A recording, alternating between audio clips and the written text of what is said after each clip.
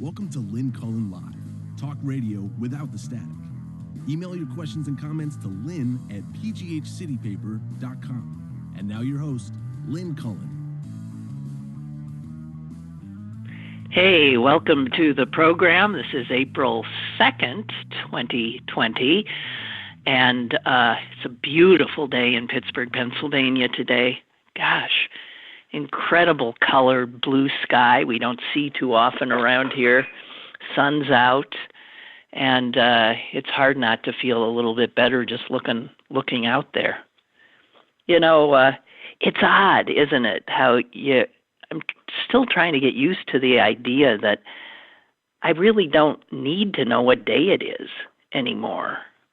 You know, what difference does it make if it's Monday or Thursday or Sunday? They all seem sort of the same now.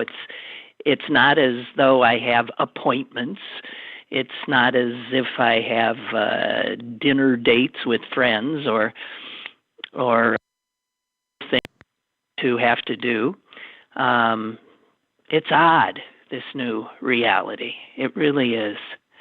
That said, why am I getting you know what? I'm getting a phone call, and it's CVS. Now, I have to tell you, it's this disembodied voice. I once told you, after the New York Times did a very extensive story about how pharmacies are just incredibly trying to separate us from our money, and how they operate. CVS in particular, with these constant robocalls suggesting that you might want to refill a prescription. Don't you want to refill that prescription, even though it might be a prescription that was a one-time prescription that your doctor gave you for a specific reason? And I literally get these calls 2 to 3 times a day. I have asked them to stop, and they won't. So that's a little complaint from me. No big deal. I want to talk about the people on the front lines a little bit, if you don't mind. I really was in disbelief when I read a story about a doctor, I believe in Washington State, might have been Seattle, who had on social media, actually I have it here, it was in Bellingham, Washington. This is an emergency room doctor who pleaded on social media to have better protections for his staff and the patients, and the hospital fired him. Can you imagine firing a doctor in these times for stating something which is perfectly reasonable to state? Fired an emergency room doctor. The head of the hospital network involved has refused to talk to reporters about it, and put out one of those BSE statements that corporations do all the time about how he regretted losing such a long-standing and talented member of our medical staff. Unbelievable. Another, and this is not a one-off kind of a story. Another doctor in New York at Weill Cornell Medical Center also expressed her concern about insufficient personal protective equipment, and the hospital sent her home. Where, obviously she's in no position to help anybody anymore. Doctors have been fired And nurses have been fired for bringing in their own higher grade masks.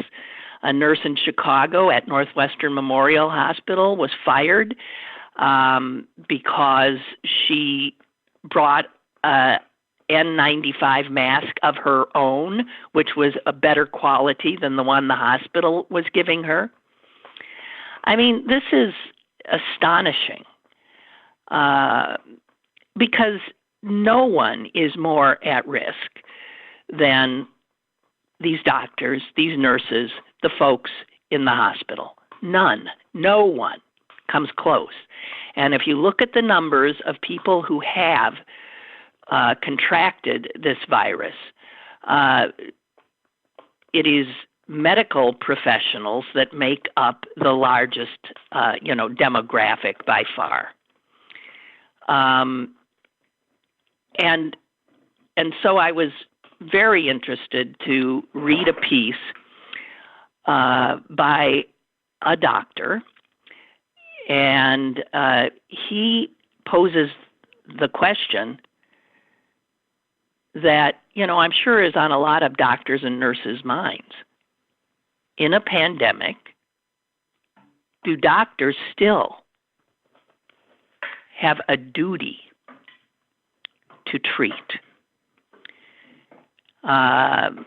He is a cardiologist, and he poses some interesting questions. You sign up to be a nurse or a doctor. I don't know that you're signing up, to essentially offer up your life, saving others. And that is a pretty recent kind of ethic, apparently. The ethics manual of the American College of Physicians states this: the ethical imperative for physicians to provide care overrides the risk to the physician, even during epidemics. The AMA asserts something similar. Even in the face of greater than usual risk to physicians' own safety, health, or life, they have an obligation to provide medical care. But this doctor writing says, but let's talk about reality. These people are not just doctors and nurses. They are husbands. They are wives. They are parents. And the risk they then pose to their own families is for them unacceptable.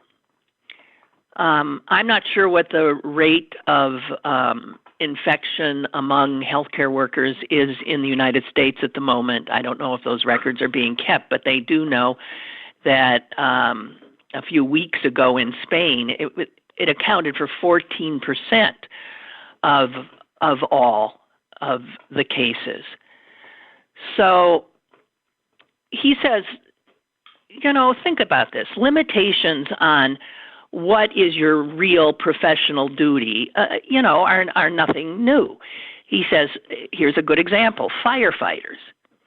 They do have a duty to rescue people from a burning building, but not when it is on the verge of, goddamn dog, not when it is on the verge of collapse, and certainly not without being given proper equipment.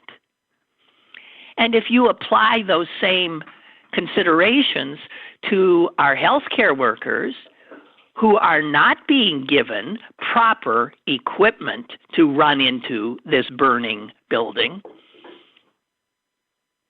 do they still have the professional obligation to serve? This doctor looked into the history, and he found that during plagues throughout, I'm so sorry if you're hearing that, during a plague in the year 165, this plague actually lasted for 25 years. I'm going to kill my dog, okay? I'm going to kill my dog. One of history's most famous physicians, a guy named Galen, who lived at the time in Rome, took off during that plague. So that is not uncommon behavior. In 1382, Venice passed a law. I'm killing the dog. Venice passed a law forbidding doctors from taking off if there was a plague, but doctors kept doing it. During a yellow fever epidemic in Philadelphia in 1793, a lot of distinguished physicians took off. And then the American Medical Association started getting involved in 1847 and on, and this is when you start to see an ethic that in 1847 they said when pestilence prevails, to face the danger, physicians are to face the danger and to continue their labors, even at the jeopardy of their own lives. And this was, simply added on and on and on till we get now this sense that these doctors are to do this. However, we are starting to see a few nurses, doctors, healthcare professionals who are walking off the job. And needless to say, this would exacerbate the disaster that is already occurring.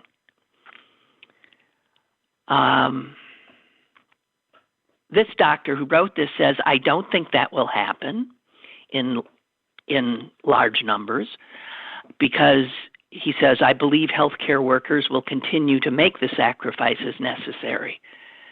However, it would be a mistake for people to assume that our professional obligations are unconditional. An unconditional obligation would absolve society of its own responsibilities. And there are many. For instance, healthcare workers should not be forced to incur additional risks because idiots are partying on beaches in Florida. Right? Can you imagine a doctor giving his life then to protect somebody who themselves brought on their own illness? We shouldn't have to pay, says this doctor, for short-sighted government policies that have already eviscerated our public health infrastructure and may soon lead to the premature relaxation of social distancing rules. And of course, we need masks. Social order relies on reciprocity. Imposing outsized burdens on one group without sacrifice from others is unfair. Doctors and nurses and other healthcare workers may be heroes, but he says we will not be martyrs. That is written by Sandeep Johar. He is, as I said, a cardiologist. I think that is important to note, especially the reciprocity part, that we have responsibility here as well.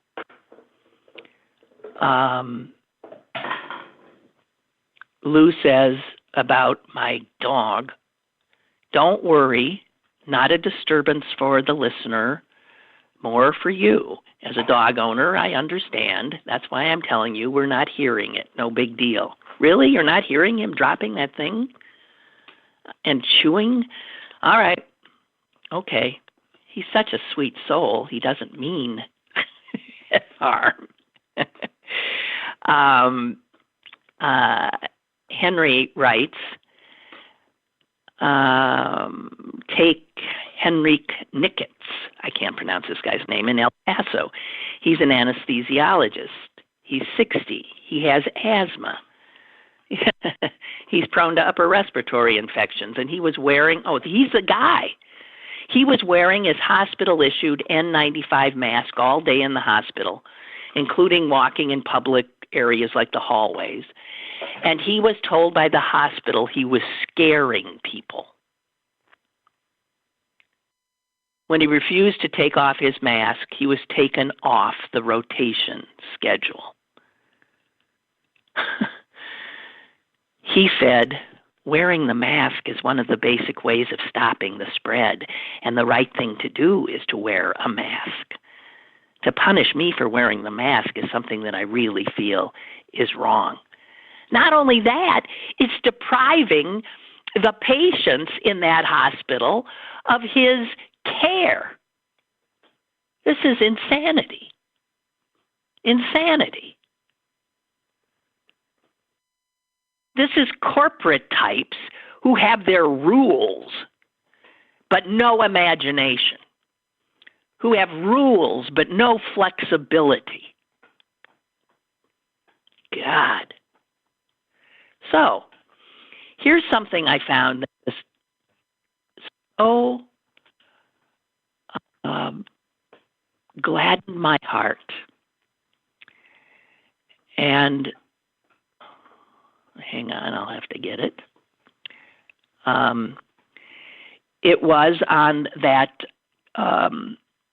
app next door where you sign up and your neighbors can annoy you or offer you nice things or alert you to things going on in the community, whatever.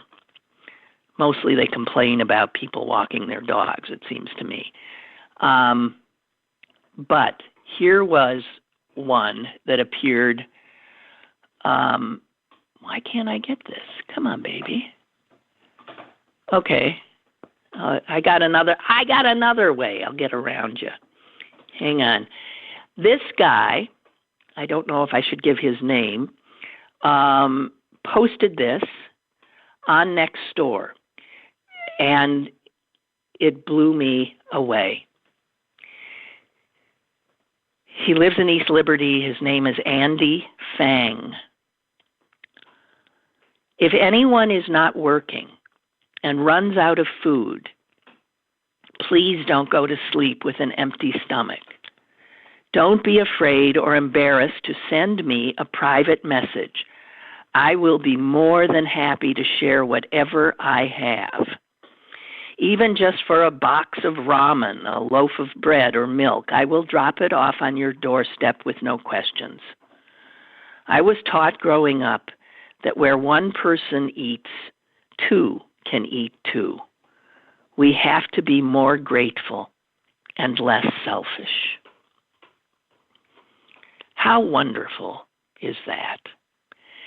And rather quickly, two other people, at least as of this morning, added their names and said that they too were open to sharing food with anyone who was hungry.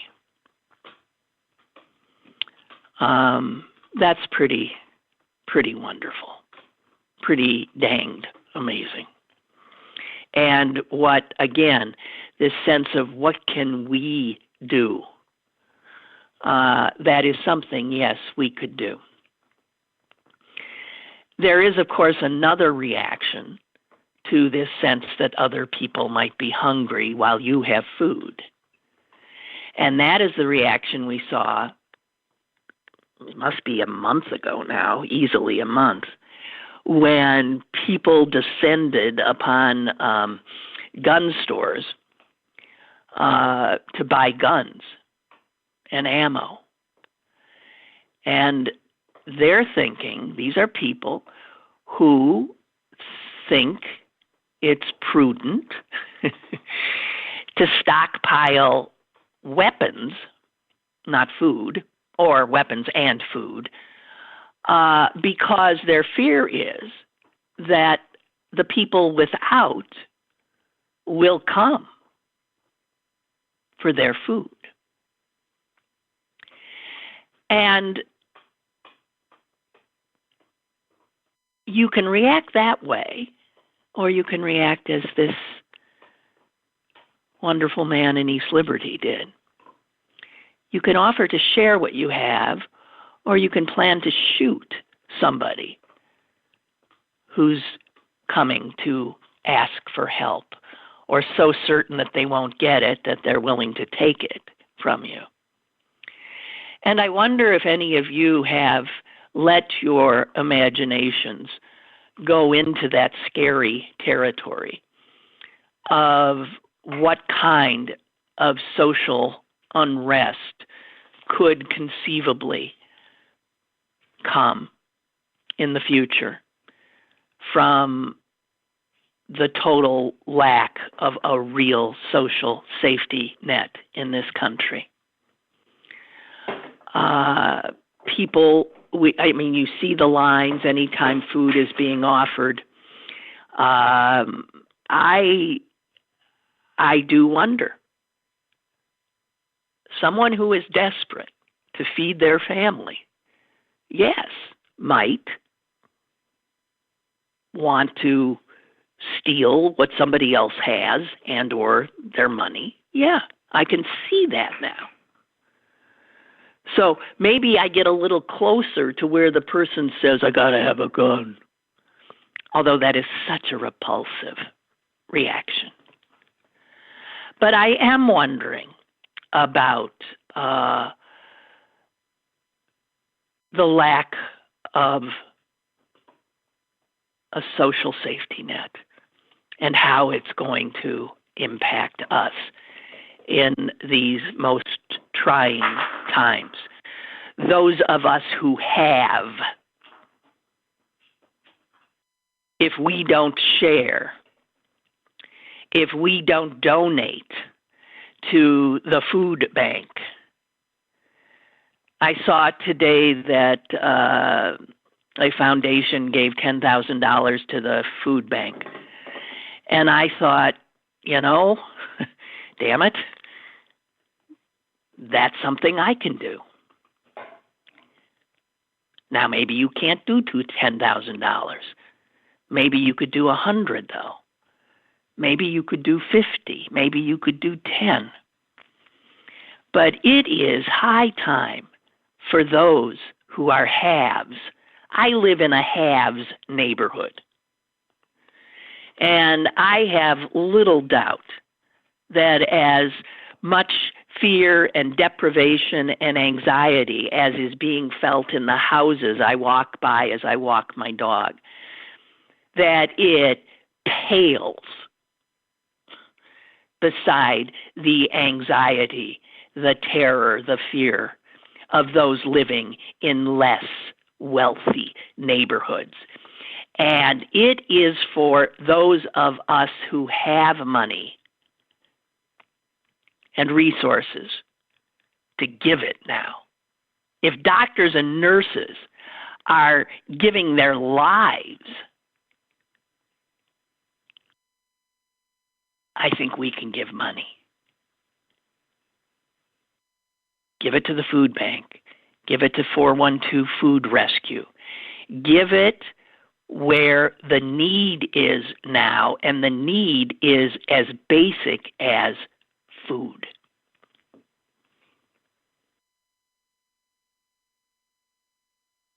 Now, guys, I've been yapping here for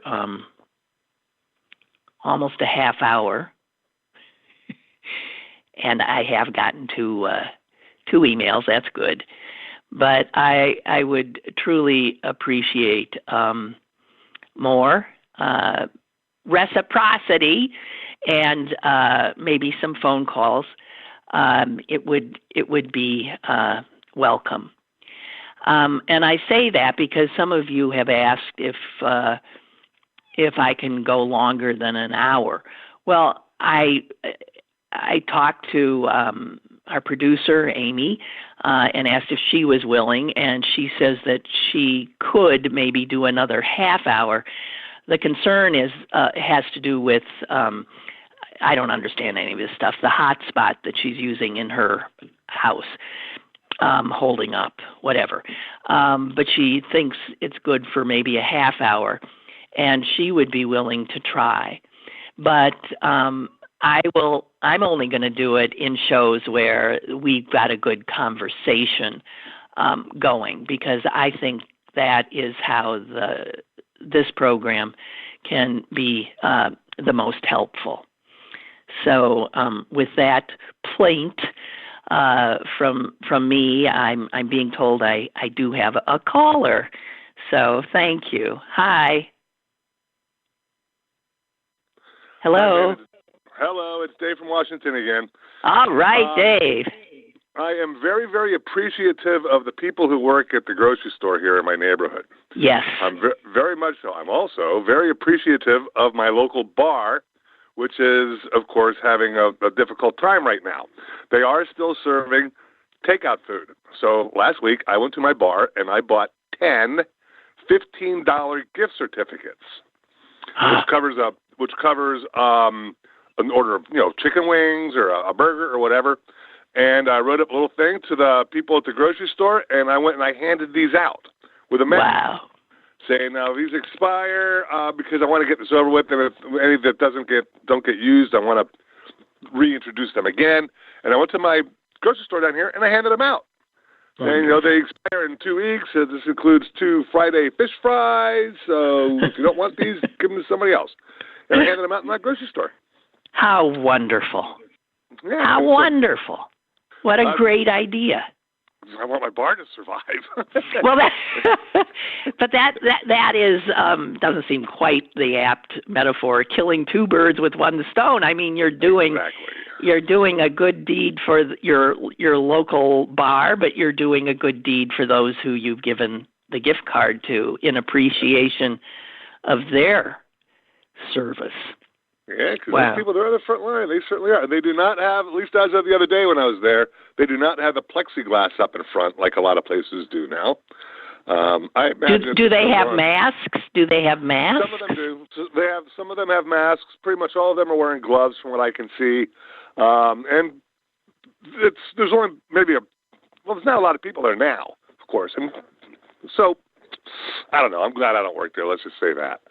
But, yeah, so I appreciate them and handed them out. And I don't know if any of them have been turned in yet or not. I'm going to call the bar in a couple of days and find out. But, I mean, is it a well enough known bar that the people at the grocery store say, "Oh yeah"? Oh yeah, it's only a half mile down the road. Uh-huh. And everybody pretty much knows the place. It's easy to find, and they do have it's always getting these awards for best chicken wings in town and stuff like that. So it's a good bar. You're making me hungry. It's wonderful. Good for you. That gladdens my heart. Thank you. Glad. I'll talk to you later. Okay. Goodbye. These are extraordinary times, and yesterday's New York Times, for instance, devoted an entire page in the national news section to directions to how to sew your own face mask or face masks for other people. And it included, if you've ever seen, a pattern for a piece of clothing, it included a pattern that you would cut out. It included, a pattern for the elastic you would need. It told you exactly, step by step, how to do it. And this is the august New York Times doing a true public service in that. And yesterday, speaking of masks, when I walked the dog, I did not see anyone wearing a mask. I am going to start wearing a mask. Some people, I think in I think it was the mayor of Los Angeles, who has told his folks, his people in LA, to wear masks. If you don't have a mask, jerry-rig something. There's even something on how you can take a T-shirt and wrap it in a certain way around you so that it'll stay put. So we need to start wearing masks, guys, of our own making, not to deprive people of on the front lines of the masks that they need. But we should, yes, make our own, wear whatever we can. I will feel a little goofy, I think, doing it, but that's silly. It is time for all of us to be as stringent as we possibly can so that we've got a better shot of not only getting through this ourselves, but, of course, of helping others get through it as well. Paul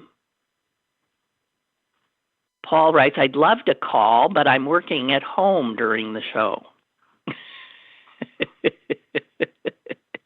I used to work in radio, and if I called, all of my coworkers would recognize my voice and begin asking, why aren't you working? That has happened over the years to many callers. Where they would call from their work, and then someone would hear them, and they would be outed, and so, Blue! No. God damn it. Excuse me. Damn it. No, shit. Oh, God damn it. I'm sorry. Oh, God damn it. Damn it. Excuse me. Just ruined my couch. He just was chewing on a highlighter that I use and it's all over my living room couch. God damn it. Okay. Well, these are some of the things that happen when you work from home and you're not eyeballing your dog. Oh, Jesus, now it's all over me. Okay. I'm sorry. Ha ha. Damn it. Oh, boy. Well, it's an old dirty couch anyway, I guess. These things, in the scheme of things, it ain't important, right? God damn it. Shit. Okay, I don't know how you get highlighter out. I mean, that's pretty durable stuff, right? Anyway, I believe we have a caller. Hello, caller. I'm sorry about your couch. Me too. I've been there before. Yeah. You have dogs. How old is your dog anyway? 3. Okay. But he'll be lucky to get to 4 at this point. No, he'll be fine. You'll be good. No, I know I love him, but God damn it.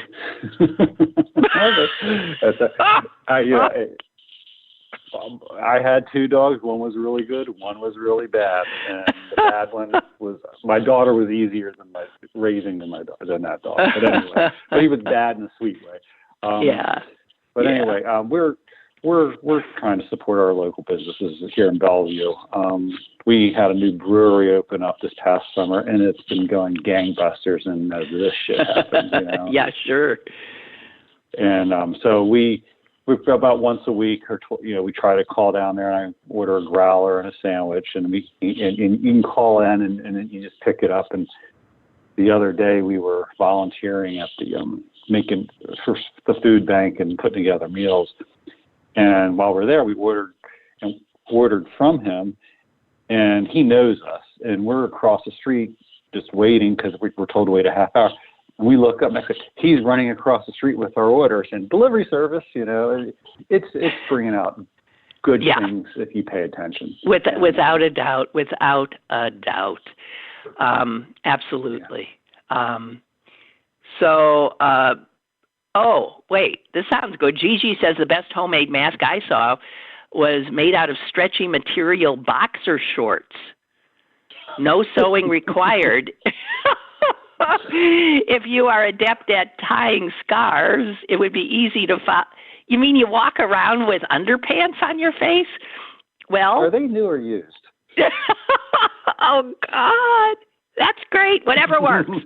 Whatever works. These are extraordinary times. Hey, Roger, it is, right? I recognize your voice, I think. Roger, I got another caller, so I'm going to thank you for your call. Thank you. All right. Okay, bye. Bye. Hello. Hi, caller. Hello, Lynn. This is Dennis from Greene County. Hi, Dennis from Greene County. Hi. Did you know that Doug Hertz, his shows on YouTube? Yes. And in Uniontown, the Walmart, they sell wine and beer, and in Morgantown, the Walmart, they sell wine and beer too. Well, aren't you lucky?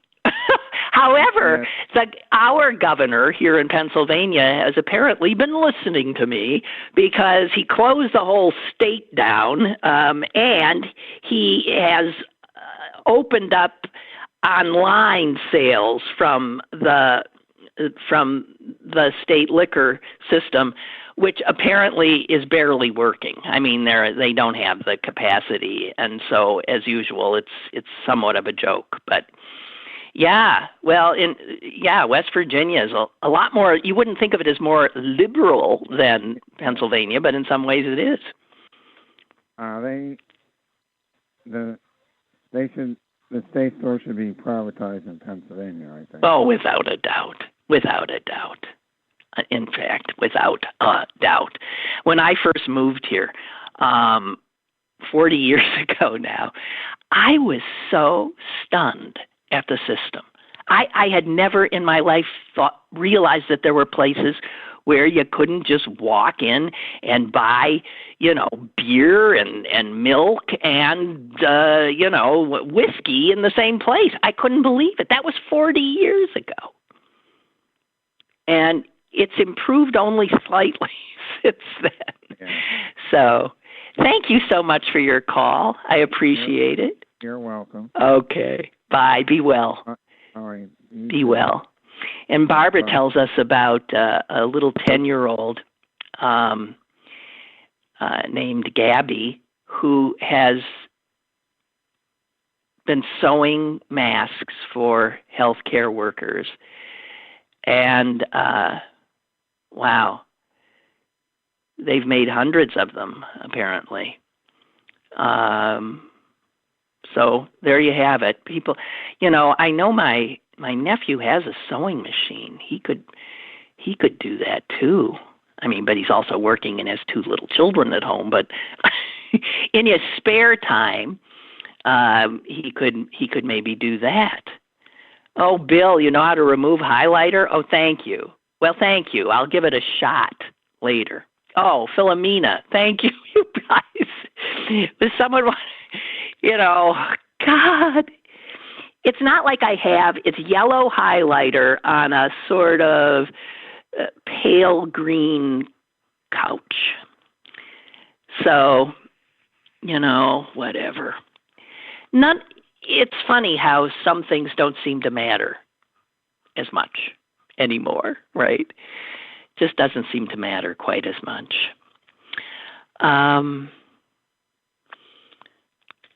I sometimes scribble notes down to myself at night, and then I read them in the morning and think, oh, my God. Here's one. It's really tough that so many of us are being challenged so much and I can't even read my writing. are being challenged with, and we can't have any physical support. I was thinking of I needed a hug, I think. Yeah. I mean, you think in other like disasters, people at least could touch each other. This is a particular cruelty of this one. And that actually reminds me also of something I saw Dr. Fauci say, that he is bewildered in some respects, and I'm sure he's not alone, because other people in the field of virology and epidemiology must be similarly befuddled, because they've never seen a virus working like this that can take out a perfectly healthy 40-year-old in a few days. Bang, just take them out. And then can, in another person, show almost no symptoms. And they can't figure what the hell that's about. So this is a real, for those, talk about people on the front lines, the people who are sitting over microscopes now. God bless them, and God grant them. I've been saying God, sounding like I'm praying a lot. And I don't even know if I don't think I'm an agnostic. But I think when I say that, what I mean is just, please. It's just a cry for, some intervention when I don't suspect there is, but whatever. I believe I have another caller. Hello, caller? Go ahead, please. Hi, Lynn. Are you familiar with a product called Carbona Stain Devils? No. If they haven't been all scarfed up, they're in the laundry section of the supermarkets. There are specific products for specific stains. Oh. So this one that I have is for ink, marker, and crayon. It's product number 3. They have a whole line. There's like 10 of them. And when I used this on ink, if I had already used a home remedy that somebody suggested previously, it didn't work. But if I only used this, it was amazing. Okay. What is that? Can you spell that for me? Carbona, Carbona. Okay. Stain Devils. Gotcha. I'll check it out. I hope they haven't been scarfed up because they're really good. I have a partial one left from when I laundered an ink pen and a whole load of laundry. Thank you very much. My poor dog he's all the way across the room, looking so miserable, but at least he's stopped doing all his nonsense. Okay. Thank you. I appreciate it. Okay, bye. I think we have a few callers in line. Thank you all so much. Hello. Hi, Lynn. Hi. I work downtown. I finally got a job after looking for 9 years, and wouldn't you know? And oh God, I'm working downtown for something I absolutely love.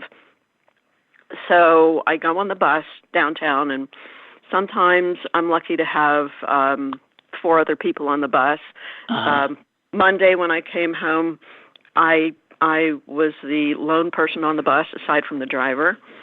And so we're all trying very hard to keep our social distance. And I read today that the Port Authority is thinking of, because they pulled back the number of buses because there's so many fewer people using them. However, on some routes, there are enough people still using the buses that it's difficult for the passengers to maintain the social distancing that's needed. And so the Port Authority on those lines is apparently going to add more buses. Yeah, that's happened to a friend in my office. She said, there's no way that I can social distance. And then the buses that she normally took to get to work on time don't exist anymore. So, jeez, it's God crazy. Almighty. And we're Really? working every other day. Well, I'm glad you got, it seems like, with apparently unemployment, numbers, 10 million now Americans, over 10 million Americans, and that will continue to go up. And in the course of all that, you find a job after 9 years. I know, That how is weird. Too funny. How weird. Hey, how weird, but I'm happy for you. I'm also taking care of my 92-year-old mother, so Wow. while I'm working and being around all these other people, I'm so scared that I'm going to bring germs home to her, especially because so many people for, 2 weeks don't know that they're infected. Yeah. And I take my temperature constantly, and I do everything that I can to try to, keep Well, you okay. sound like a real level-headed person, so I'm sure that you're doing everything you possibly can, but I can understand your anxiety on that score. I've got other callers, so I'm going to let you go. Okay. Bye. Thank you. My God, we've got like 5,000 callers, so this is what happens. Feast or famine, right? Hi. Hello. Caller, you're up. Hello, hello? Hello, hello? Well, no more right now. Oh, I'm sorry, Amy. I got me some emails, though, so here. Beth writes, hearing Dave from Washington talk about his favorite bar made me think of my favorite bar. Maybe it would be fun to have a show of callers and emailers talking about their local places. Makes us remember the good old days, but also gives some advertising for these poor mom and pop places. And when this damn corona is all gone, might be some good sponsors for the show. Sponsors for the show? What's that? Thank you, Beth. Yeah. My favorite watering hole closed down, about 6 years ago now, maybe even more. And you do feel bereft if it's a place that carries so many memories, so many good times. It really, those places can be irreplaceable. It's like, oh, Jesus. All right. It's like Cheers, right? And Russ says, please give a shout out to all the social service workers out there who still have to do visits. Oh, my God. Visits to homes and take care of the thousands of foster kids in this country. Not doctors or nurses, but still protecting our children and getting paid next to nothing, too. You know what we're seeing? We're seeing that these so-called, service jobs, the ones that often have no benefits, the ones that pay, minimum wage, are the essential jobs. Why is that? That the most essential labor, the stuff we can't live without, the grocery clerks, the people who clean up the hospitals, all of those kinds of work that is not remunerated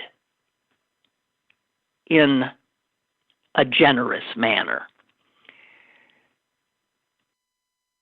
It turns out that we see now that, wait a minute, those are the people who are doing the valuable stuff. The garbage collectors, the valuable stuff, the social workers, the grocery store clerks and stockers, the delivery drivers, hedge fund managers, not so much. Paper pushers of all kinds, not so much.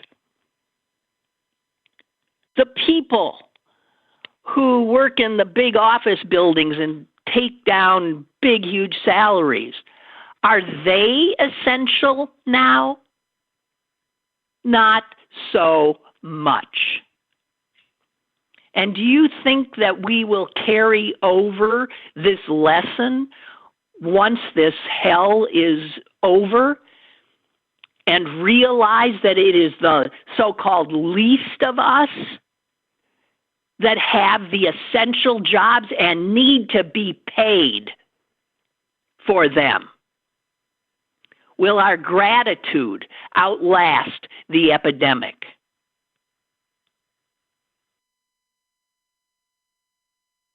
Not in this country, is my guess.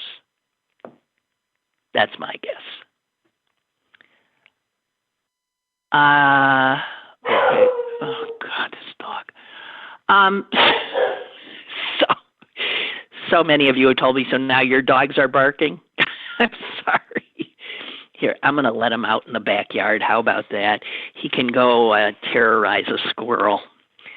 All right, Blue, get lost.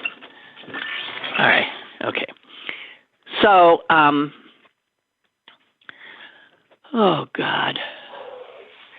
So, what else do I have here? Oh, I was talking about Dr. Fauci, and I suppose you did see that he has been given more security.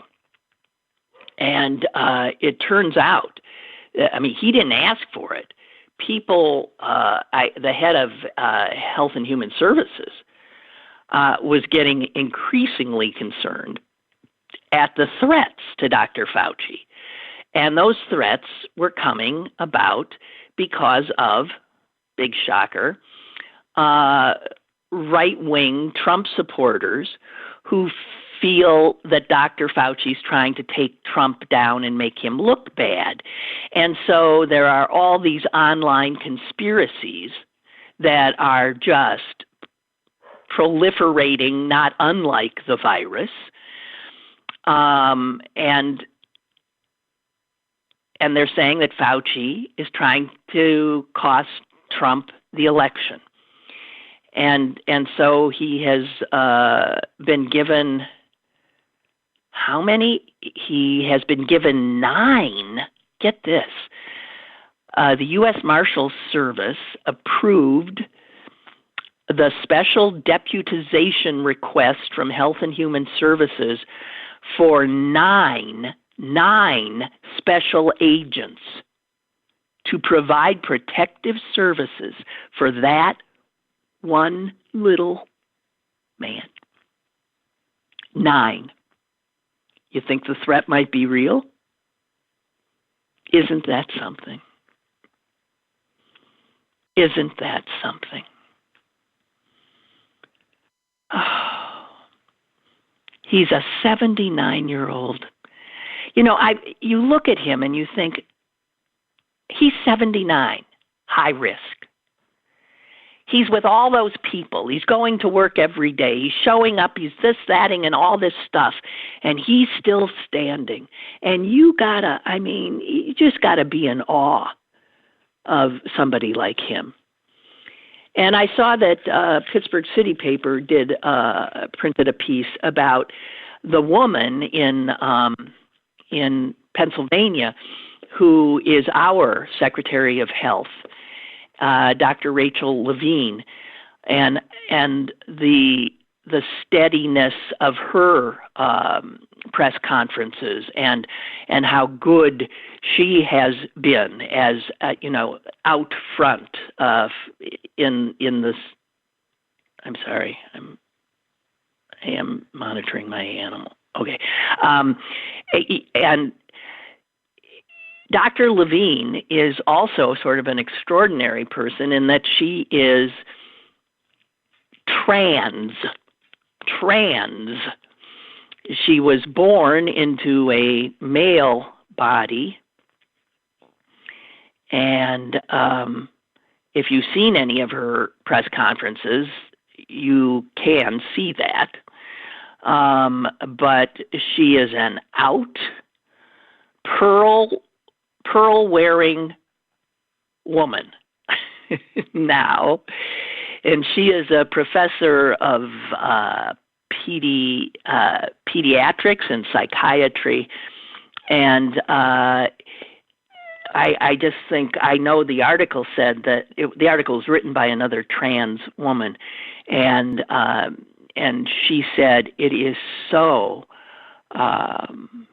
incredibly wonderful for trans people to see a clearly trans person so in such a position of public authority. And I just wanted to point that out as well. I'm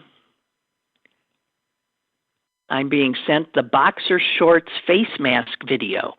Well, I'll send that on to Amy, and she'll put it up on our Facebook page. Okay? Why not? Little Tony writes, greatly enjoying your show today with Blue. Oh, you are? Well, he's right here. Hi, Blue. Hello. You came back in? Oh, God. Well, I'm glad you were cracking up. Tony says, I was cracking up. So good to have some company during this strange time. Your show has never been so comforting. I'm sorry, but I was cracking up when Blue got the couch. Well, of course you were. It's not your couch. And we know that, the base of so much humor, of what we laugh at, is somebody else's trouble. The classic slipping on a banana peel. Yeah, right. It's a good thing I am just totally non-materialistic. And part of that is because I can always, that's privilege speaking. I can always afford to maybe get something new. But, yeah, I don't care. That couch is so filthy anyway because he's on it all the time. And, people, it's just, I'm not a clean, I'm a person who cleaning my house is about purely appearance. So people think like I'm a good housekeeper. Oh, your house is always so clean. No, it's not. It's just picked up, things, the rubble is cleared, but clean. And a friend of mine was saying the other day how the idea of cleaning our houses has taken on such a totally different feel that to think how silly we used to be about dust. Dust! Who cares about dust? Come on. Dust. How, it's how innocent we were, how deluded. So, back to little Tony's, he said, we had a dog that chewed up the bottom skirt of a new couch. And my mom was so moved, I'm sure. But we all love that dog. I like hearing your dog. Okay, well, I'd be lost without him. This sweet, joyous, although somewhat confused animal right now because life as he's known it has stopped. He used to have so much fun at the dog park and running, and he's got so much energy, and there's nothing I can do to give him that now. I tried the other day up in a pretty deserted cemetery. I let him off leash so that he could chase a squirrel or two. And boy, he did. He found these two squirrels, and he raced them to, he never gets them, raced them to a tree, and up they went. And he started running around the tree, just bounding, literally hitting the ground with all four legs and then, just sort of popping right back up and then down and up. And he got so excited at being able to run again that he came tearing toward me. And I, said, oh, yeah, isn't it fun? And he flew past me and made a few passes around me and back to the tree and running in this huge circle from the tree around back to me. It was pure joy of this animal who was used to being able to run, who has not been able to run. And his joy was interrupted by an old woman. Way at the top of the hill, I could see her. And I won't scream into the phone like she screamed. Get your damn dog on a leash! Get your damn dog on! And she kept screaming. And I called him immediately, and he came. And I put him on a leash, and even as I'm putting him, she's so far away from me, she is still screaming at me. There was no one else there. People can be so mean. I know it was against the rule. I know. And I screamed back up to her as we walked out of the cemetery. Have a nice day! I thought that would be better than saying what I was really feeling. Oh. So, yeah, but, wasting a lot of energy worrying about how my dog's life has been interrupted. Doesn't seem, come on. There are people suffering. Hey, I've just gotten the Allegheny County Health Department's update for today. Let me share it with you. There is a 63 additional confirmed cases in the county. Today's numbers reflect an increase in testing and could account for tests performed over multiple days. We know there is community spread and expect to see the number of cases increase. We urge the public to stay home, wash their hands often, stay 6 feet away from others if they have to go out. So current numbers are 419 positive cases. You can bet that is hugely under what it really is, because you can only have a positive case if you've been tested. There have been 70 hospitalizations since this began in Allegheny County, although some of those people have been released. And the death toll still stands at 2 currently, but I'm sure, and I'm sorry to say, that that will obviously go up as well. I received this email earlier today from Paul, and he said he hasn't found this anywhere else, but he got it from, let me see the source, Yahoo News, not the greatest of sources. Oh, but this is their reprint from Business Insider. Okay, so this might be okay. It says here that experts are racing to develop tests that can identify who has recovered from COVID-19 and therefore may be immune. This is a blood test. They just prick a finger and they see if that blood contains coronavirus antibodies. This is a test that you can get results within 15 minutes.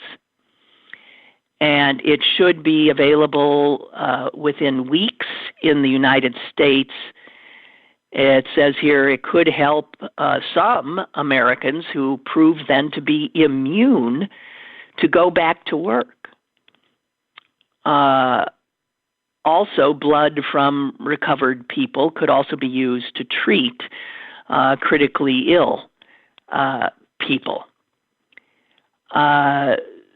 So this is good. And it would mean that they would be able to certainly tell if some people who had mild things but never got tested, in fact, had it and survived it.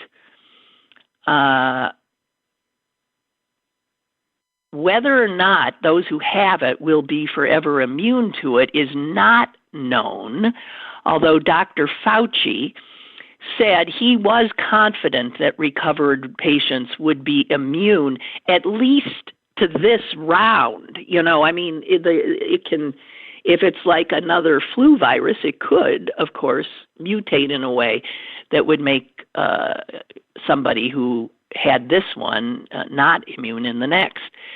But Fauci said he'd be, quote, willing to bet anything that people who recover are really protected against reinfection. And that is why identifying people who had the virus, whether they knew it or not, and recovered is imperative in the fight against this outbreak. A professor in vaccinology told Reuters that ultimately this might help us figure out who can get the country back to normal. People who are immune could be the first people to go back to normal life and start things up again. Coronavirus antibody tests are already widely in use in China and South Korea. Of course, we in the exceptional United States of America are behind. On Tuesday, the Food and Drug Administration granted an emergency authorization for an antibody test to one medical company called BodySphere. And millions of those kits could be in hospitals within weeks. Okay, well, that's good to know. It is conceivable there'd be an at-home kit that would include a needle to prick your finger with a 3-inch mixing stick and a test solution. Antibody blood tests have been used for about 2 decades and others. So that could be something really good. A positive development, to be sure. I know I'm over time, but Amy has said she'd give it a shot, and so we can go a little while longer if you want. And I do have apparently a caller. So, caller, go ahead, please. Hi, Lynn Cullen. Just Hi. one quick thing about the animals. And aside from house pets, what they're thinking, a friend of mine yesterday was saying she was looking out the window and she said the squirrels are playing, the birds are all back in town, and they're tweeting up a storm and all kinds of little critters. She lives in a more rural area, so she even sees, raccoons and deer and stuff. And she said the deer are just lolling around the streets because they're completely empty. And she goes, I wonder what, she said, Michael, I wonder what these animals are thinking. Yeah. And I said, I know exactly what they're thinking. We won. They're doing a victory lap. They're like, hey, whatever, we won. All of a sudden. My brother sent me a video of these amazing goats. They're these special kind of long-haired, they have beautiful curving antlers or horns, and there was a herd of them, and they were just walking down the main street of some adorable looking town in Wales, because the town is totally shut down, and there are all these goats, walking down the street and exactly the same kind of thing, thinking, hey, wow. And they were also eating everybody's hedges. Right. Right. I've seen a lot of that coming out of Europe, especially rural Europe, that I'm waiting for some of the goats and cows just to start walking in the pub It's not closed to us, is it? We run this town now. That's great. All right, I'll let you go. Thanks. Okay, thanks for Michael. doing an Thank you. today. Bye. Bye. This other, I have one, we haven't mentioned you-know-who, and I'm only going to do one quickie of a tweet. Did you see his tweet yesterday? His tweet was, it wasn't a tweet, excuse me, it was worse than a tweet. This is something he said at that daily, now what passes for a Trump rally, where, the vice president kisses his ass for about 40 minutes and Fauci and Birx, tread carefully, and Trump talks about himself. And although, here's something he said at that briefing yesterday. Did you know I am number one on Facebook?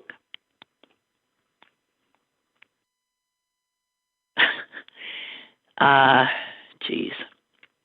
God. Amazing. So, next week when we do the show, guys, you might want to send me some stuff. I was thinking, if you had to be quarantined with somebody, who would you pick? I don't know if we can have living and dead. No, I'll leave the dead out of it. Because, I would always go to, Benjamin Franklin. But let's do who, you can only have one, who you would choose to be quarantined with. And we could also do what would be your biggest nightmare of having to be quarantined with. And I think right there, we all might come up with the exact same thing, right? Showing how much things have changed. I read a story yesterday. It was a front page story in the business section of the New York Times. And normally, in the way in our lives used to be, I would have, shared the story with you and made a big to-do about it. And since I have some time now, I'll do a little bit on it. But it was about fracking, and specifically about southwestern Pennsylvania, and how the last time there was a big global economy free fall, that southwestern Pennsylvania had a savior show up. And that was those energy companies who said, hey, we'd like to drill down into this stuff you got around here and pull out some natural gas. And they talk about how we jumped on that. And it's 12 years since 2008. And here, I'll just read you what it says. But 12 years later, as the region braces for the coronavirus recession or potentially depression, natural gas companies are much more likely to weigh on the local economy than to rescue it. Even before this coronavirus shock, gas operators were reeling from self-inflicted wounds. They had taken on too much debt and drilled so many wells that, this is where greed, this is capitalistic greed, that they flooded their own market and sent the price into a tailspin. This is what greed gets you in this kind of capitalism. So to conserve cash, they're now slashing investments, and those kinds of cuts will just pummel local contractors, local suppliers. And the article goes on and talks about how some of the energy companies have already decamped. Chevron, it says, took a multi-billion-dollar write-down on its Marcellus shale assets and is looking to sell them if anyone will buy them. And the stocks of two once mighty Marcellus Shale pioneers, Range Resources and EQT, have plummeted, and their bonds are trading at steep discounts. And all of that shows that on Wall Street, they are not in any way looking kindly at the frackers. It says the frackers have very few friends on Wall Street, and they quote a private equity firm manager who specializes in energy. All they have done is destroy shareholder value. For the Marcellus guys, it'll all stop with bankruptcy. That's what a Wall Streeter says. So I just want to say that southwestern Pennsylvania's, deal with the devil that they made with fracking, which served them well there initially, is possibly going to have a pretty ugly end. I think I have a caller. Do I? Are you there? Hello? No? Oh, they hung up. Hung up? What kind of staying power is that? Okay, hang up. Barbara is doing a shout out to Blue. Shout out actually to the nation's cats who are dealing with the horrifying realization that their humans are going to be at home for the foreseeable future, interrupting their naps, sitting on their sofas, and generally disrupting the daily routines of snoozes and very important cat business. Well, yeah, and dogs, I mean, this is going to be tough because he's now used to being with me 24/7. So I think the kind of separation anxiety that's going to occur on his part when and if we get back to a normal kind of life is going to be pretty huge. But if any of you know a farm where I can go and let him run, I'd sure like to know. I'm serious. There's nothing that brings me greater joy than watching him, just bound around. Okay. I think that's it, guys.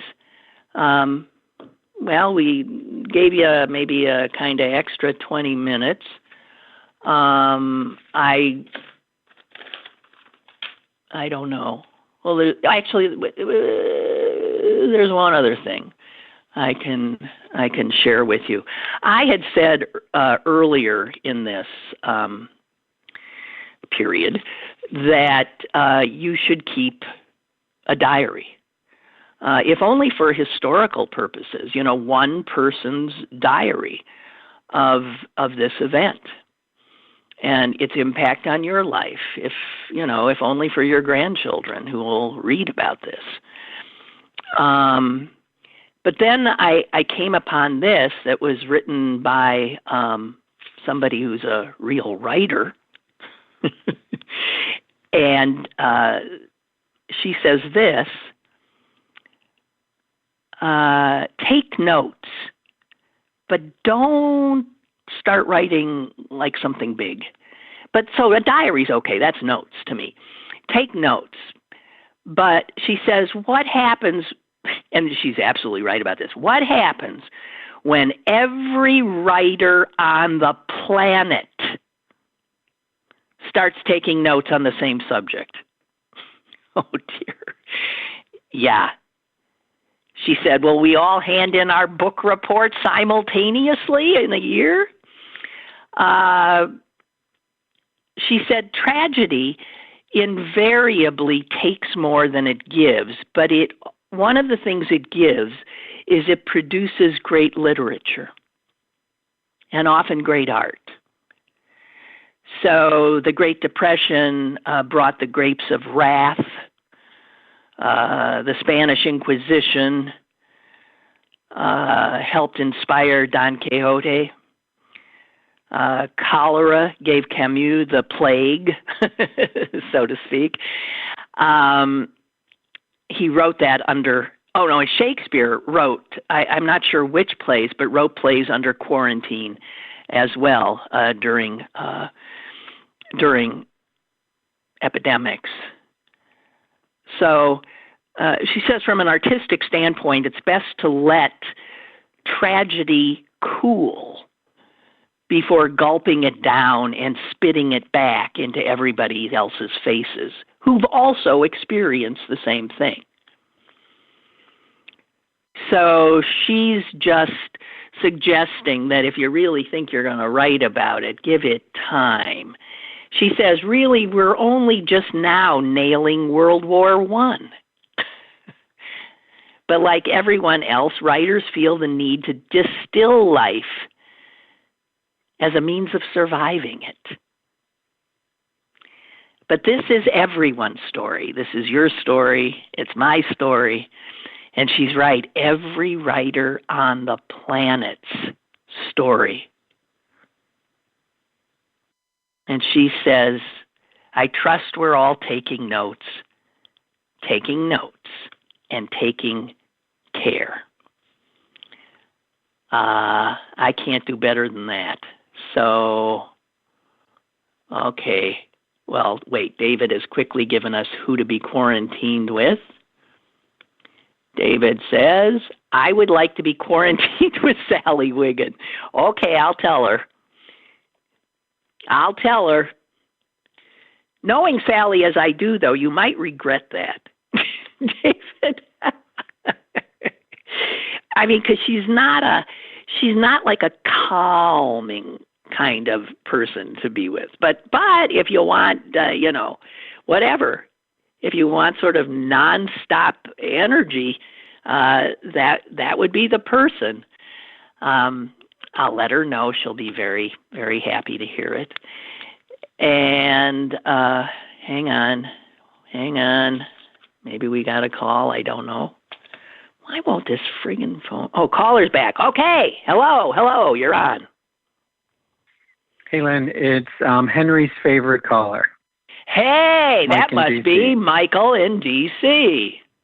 Yes, that's me. I gave up before because your conversation took such a sharp turn to the right. 1 minute we're talking about who you want to be stuck with, and the next minute we're talking about shell rock. So I hung up because I had the wrong show or something. Anyway, so about the who would you want to be stuck with?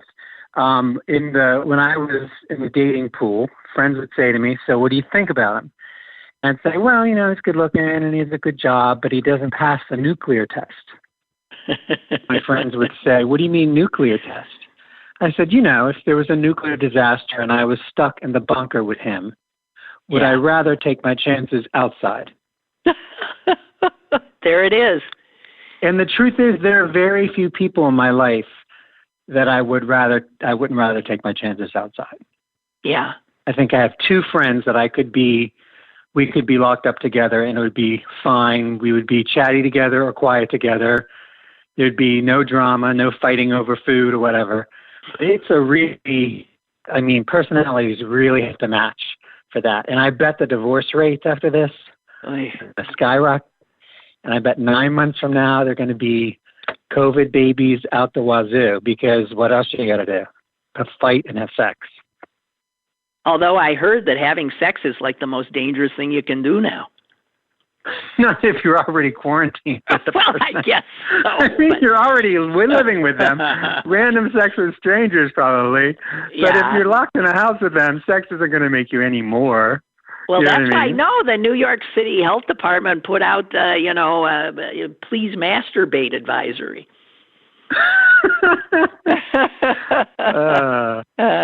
I'll take his advice. Okay, you. Thank you. Thank you. Bye. It's so wonderful talking to you all, and but I think I am hanging it up for today. I want to thank Amy for hanging in there. It ain't like she's getting paid anymore for doing that, but I'm just figuring, it's something for her to do too. I hope she feels that way. Gosh, okay, we're heading into a rough weekend, I suspect, in terms of news. Treat yourself well by, not feeling compelled to pay attention too much. We can always catch up, believe me. But just stay safe, stay safe, stay safe. And I'll talk to you again on Monday. Bye-bye.